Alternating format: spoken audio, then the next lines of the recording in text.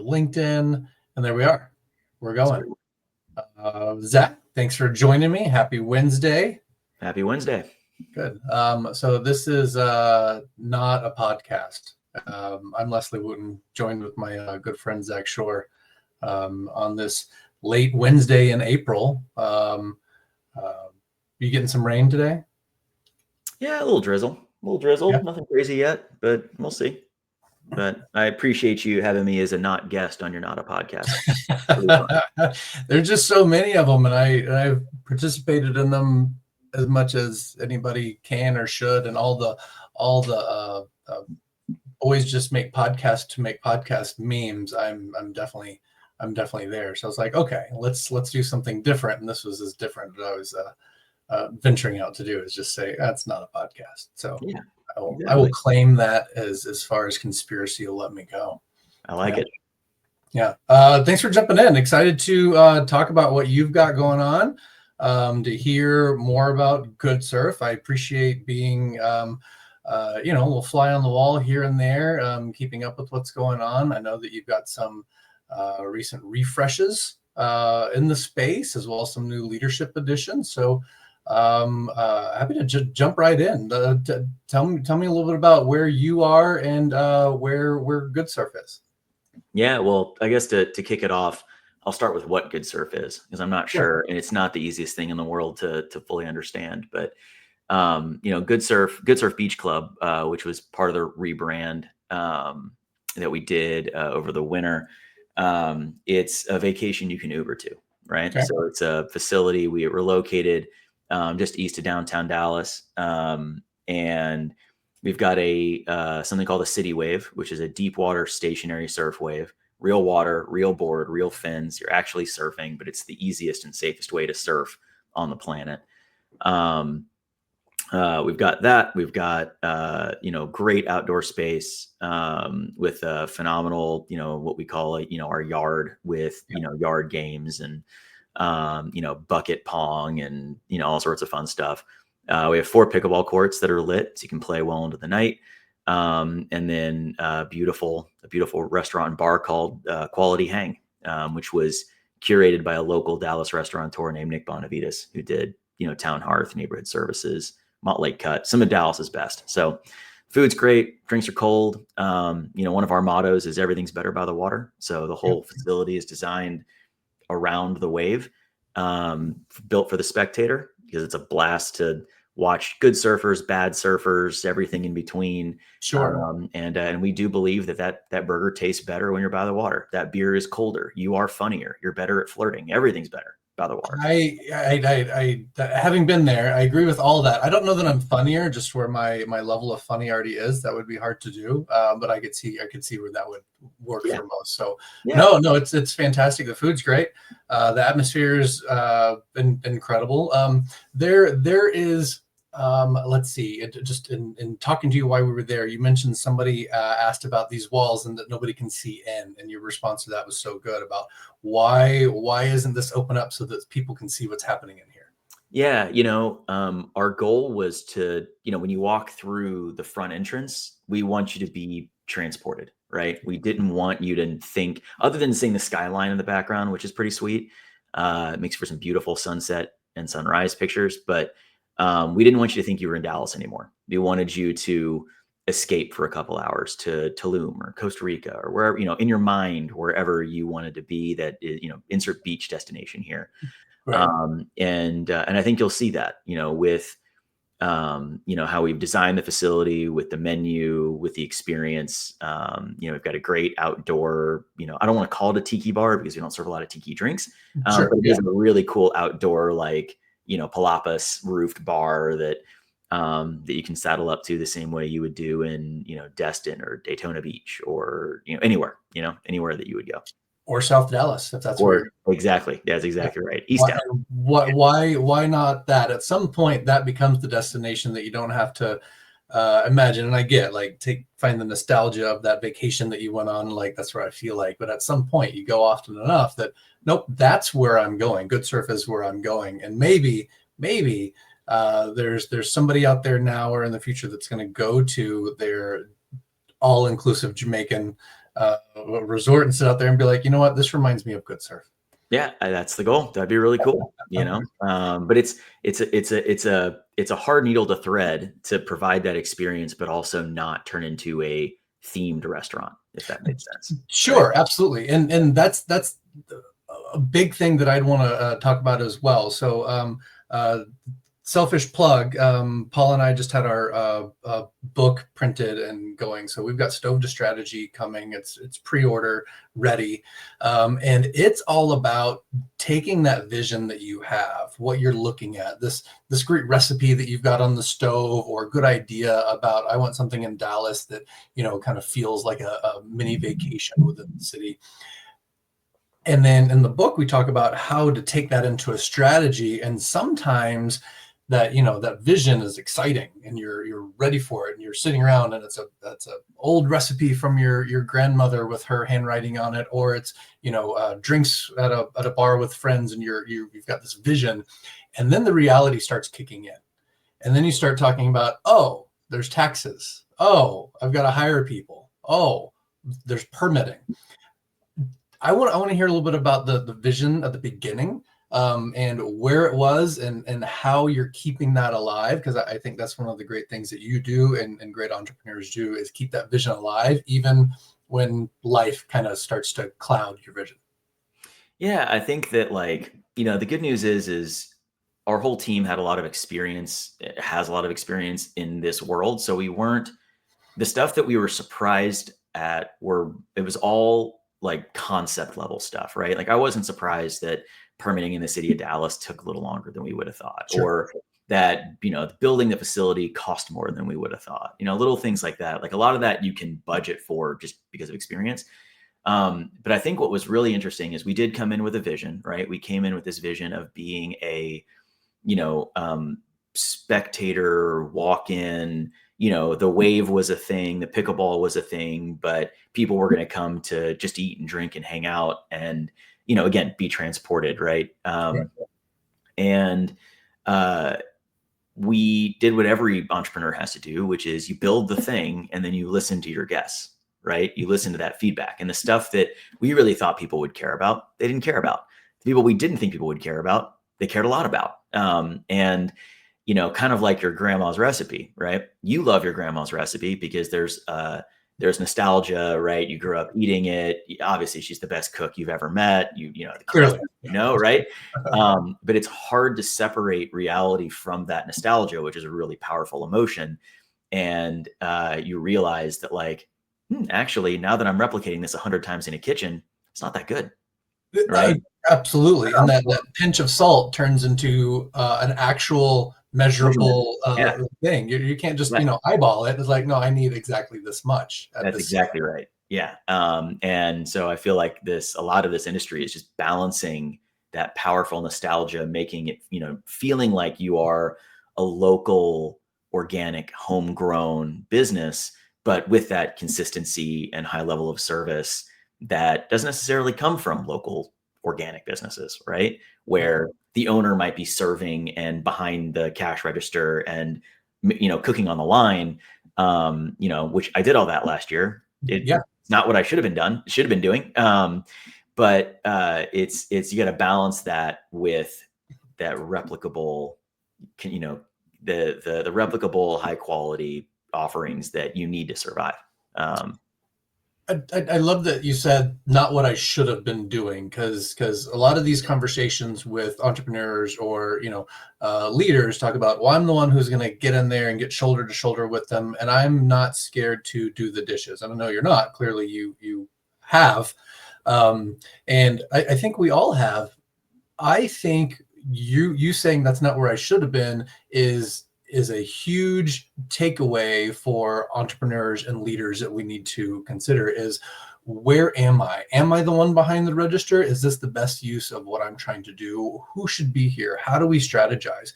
How do you pull some of those operational disciplines when you know, culturally, like, to get involved? Absolutely. And you're going to, and you want to show your team that, but at the same time, how do you identify where to be, when to get in the weeds, and when to let your team handle the weeds on their own? Yeah, like everything, it's a balance. You want to show the team that when a dishwasher calls out, that like you're not scared to get back in the pit and start washing dishes, or when you have a huge rush at a time you didn't expect to have a rush, jump Yeah. behind the bar and start pulling beers.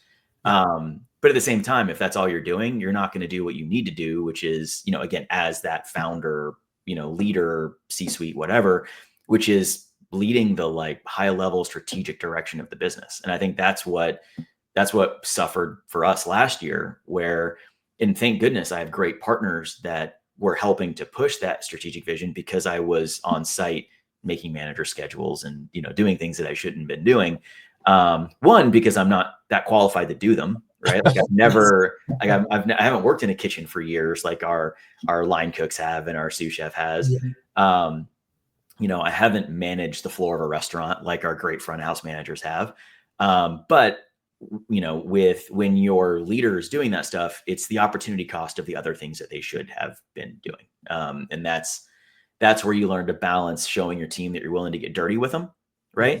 That you don't live in this ivory tower, that you're too good to be doing certain things.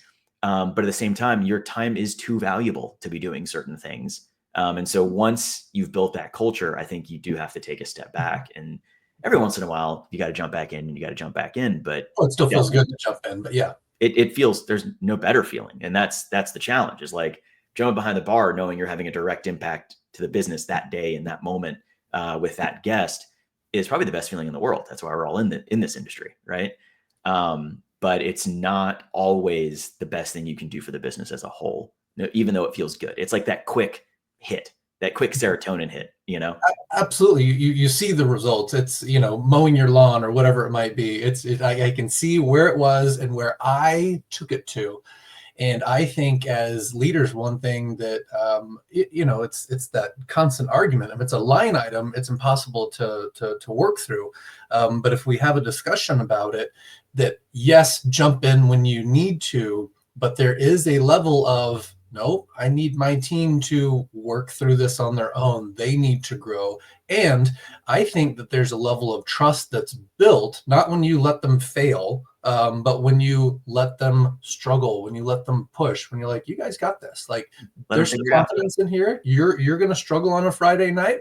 I'm not jumping behind the bar tonight. I think that tonight you've got this. As much as we want to jump back there and play because we've been in the industry and it's great. I think moments like that, when a leader knows when to step back, when to let their team lead, not only good for the business, but I think it's good for the strength of the culture and the team building that you're building there. And I hear that when you say, hey, that's not where I should be, that you will, and I know you will, seen you, but you also know when to step back, just for the good of the business and for the good of the team. So I think those are marks of good leadership. Oh, I appreciate that. I think that I think that's where real culture is created, right? Yeah. I mean, I think culture's been such an interesting buzzword, and for most teams, it's pizza parties and ice cream socials, and that's not, like, I think that empowerment culture of like, hey, look, yes, I'm delegating this to you.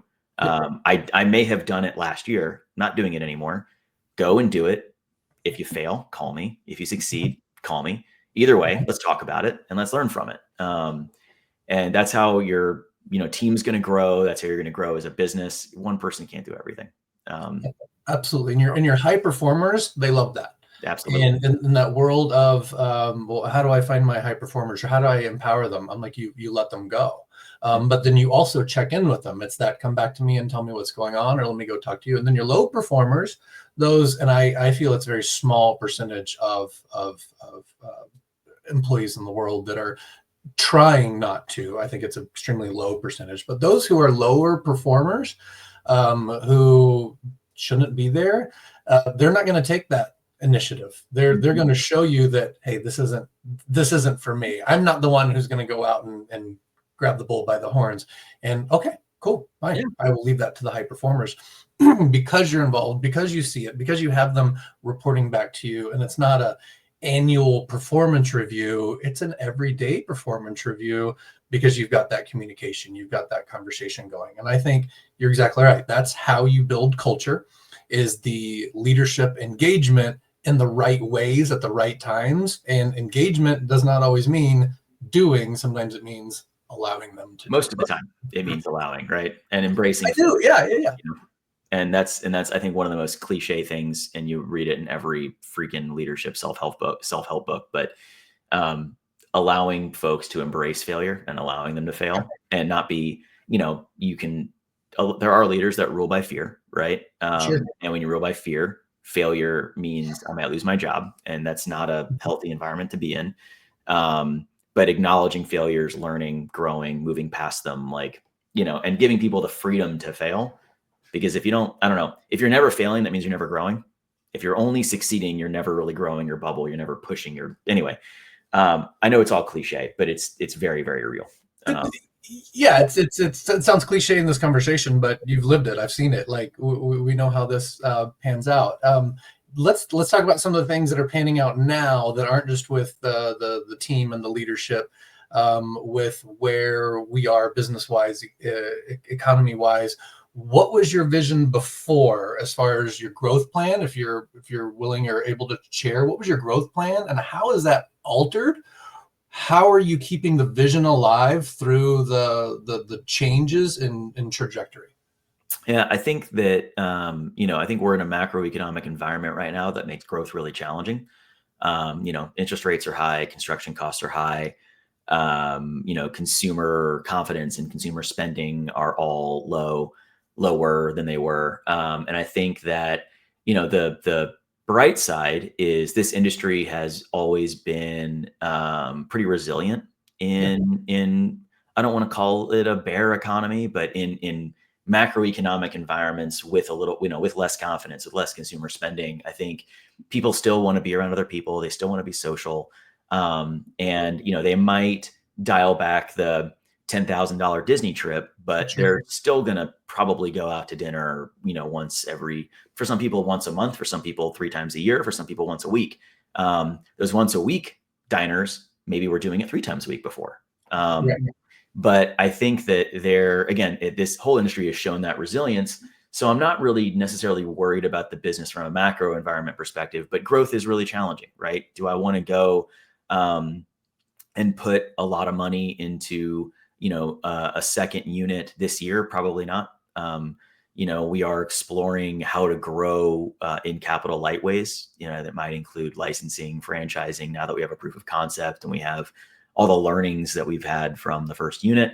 So we still plan to grow. I think we're probably just going to do it a little bit differently. And we are certainly going to do it in a more organic and intentional way than a lot of our peers in the sort of, family entertainment, sports-based entertainment, where most of the story has been growth, and and most of the sales growth has been from organic new store openings. And I think from our perspective, the world of opening 10 stores a year, I'm just not sure is responsible in this environment.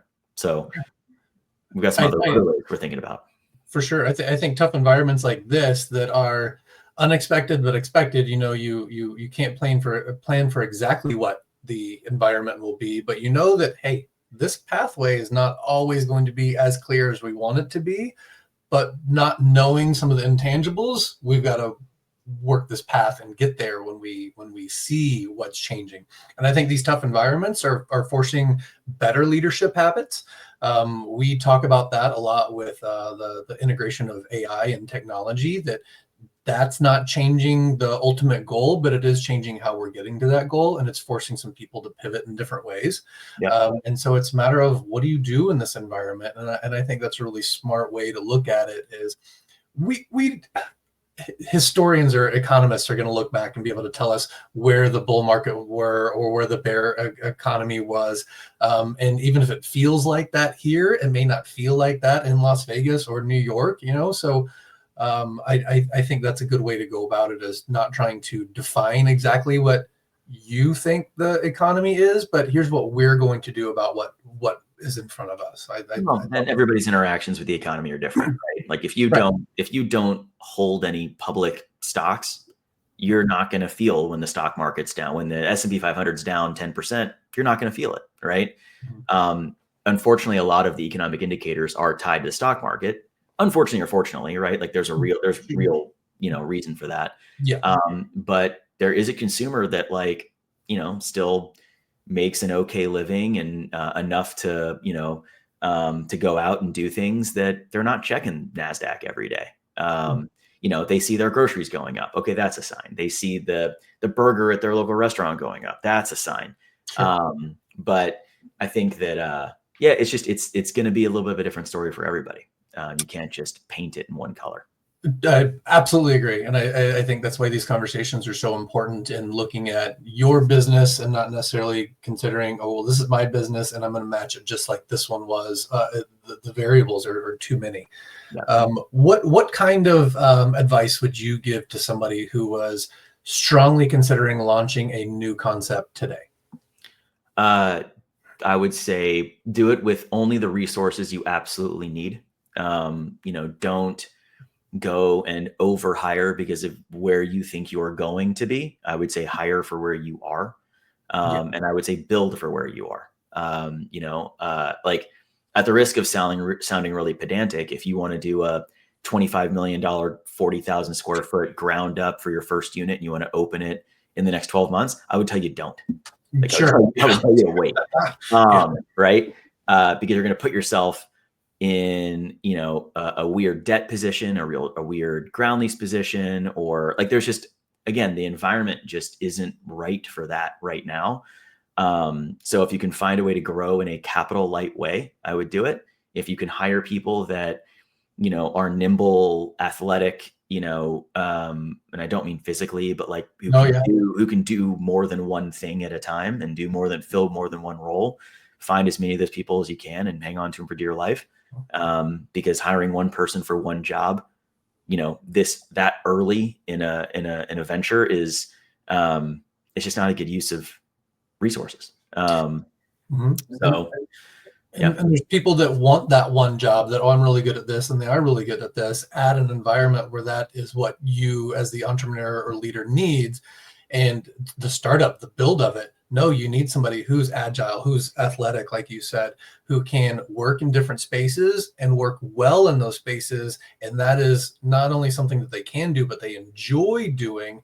Because if you've got that leader who's really good at this lane, pulling them out of that lane will frustrate them. So you've really got to get into not only the pieces of, let me see your resume to see how good you are at this thing.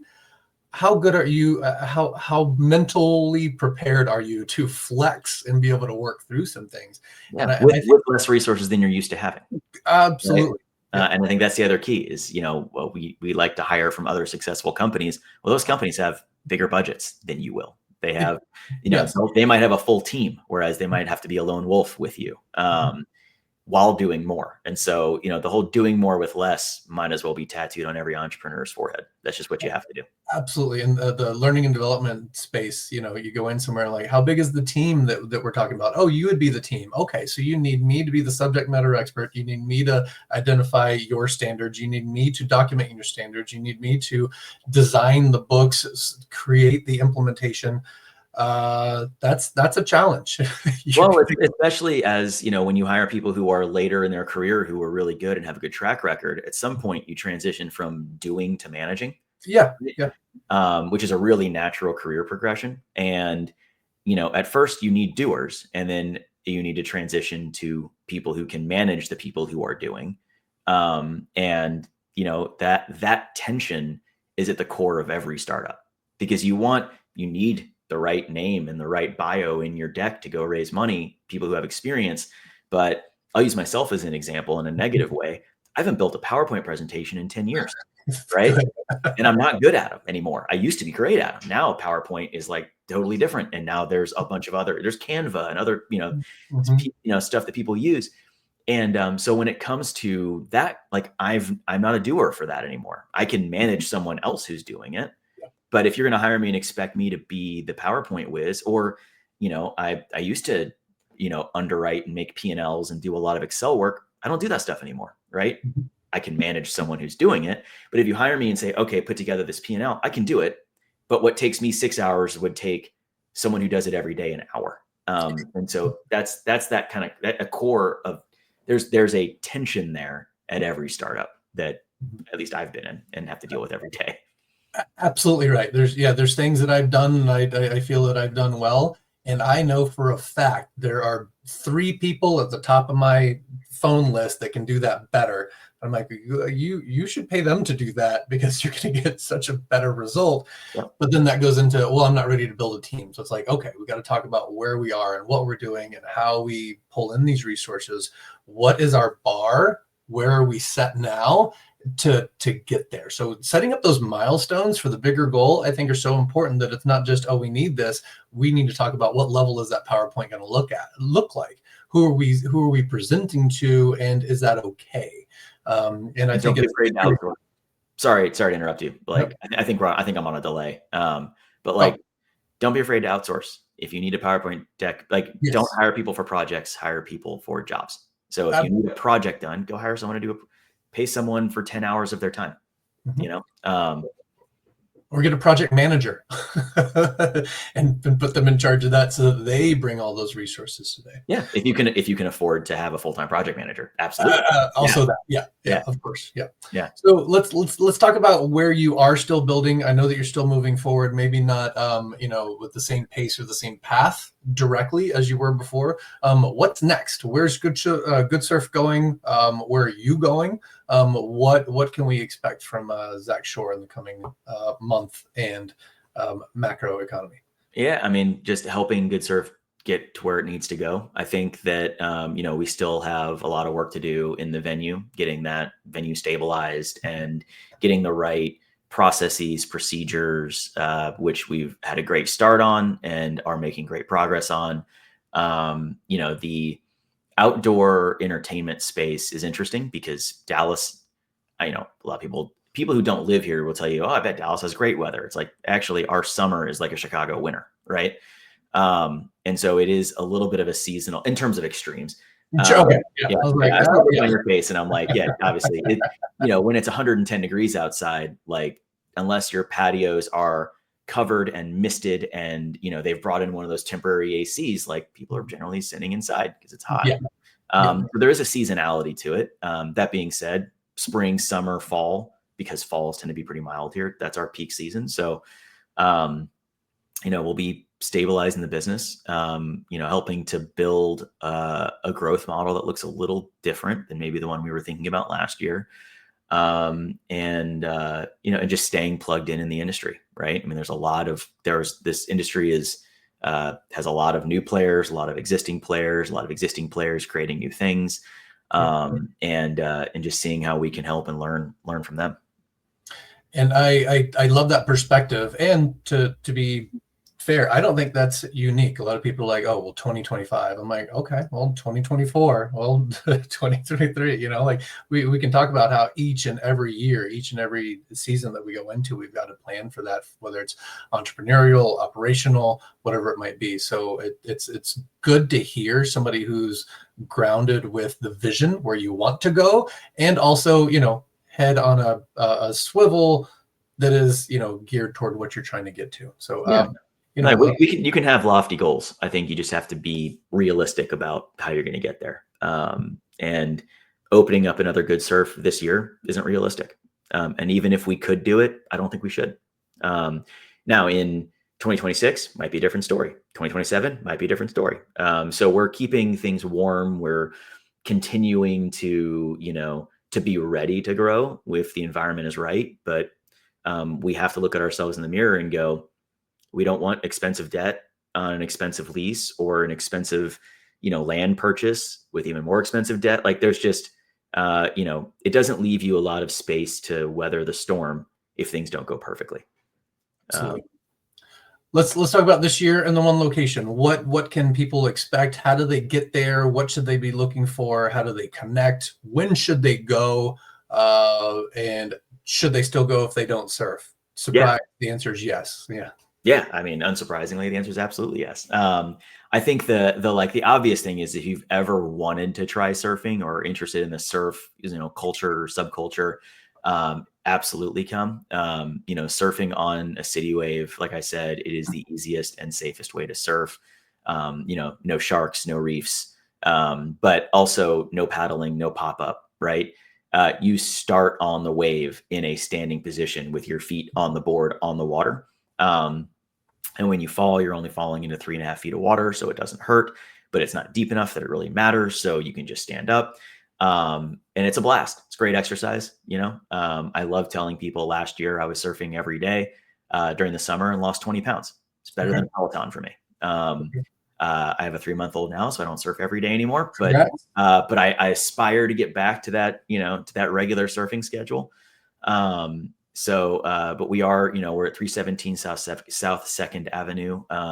We are in that weird pocket, east of Deep Ellum, southwest of Lakewood. Very accessible, very easy to get to. We have a ton of free parking, a ton of space, 1,000-person capacity, so we can host any different size of event. If you are looking for, if you live in the city and you're looking for a place to play pickleball, I think we've got the best pickleball courts in the city. And you can make all those reservations at goodsurf.co, not .com. Some guy owns that and won't sell it to us. So we're goodsurf.co. Goodsurf.co. Love it. You're absolutely right about the parking. I know that's a big one. My wife and I've been there a couple times. Taylor, I say my wife, you know exactly who that is. Oh yeah. Been down there. It's amazing. It's so much more than what I anticipated it to be. You could sit around, have a drink, enjoy the atmosphere, enjoy watching people surf, and the talent that's out on the waves. So incredible stuff. Incredible talking to you. Thanks for the insights. I love to hear the passion that's there, even when you're pivoting and changing. I think that's really the mark of a good leader who says, we're not losing where we're going, but we're going to change how we get there because the environment's changing. So I think that's incredible. Thank you for joining me. This is fantastic. Not a podcast. Leslie Wootton. I got Zach Shor. Thanks, friend. Thanks for having me, man. Good to chat with you. See ya.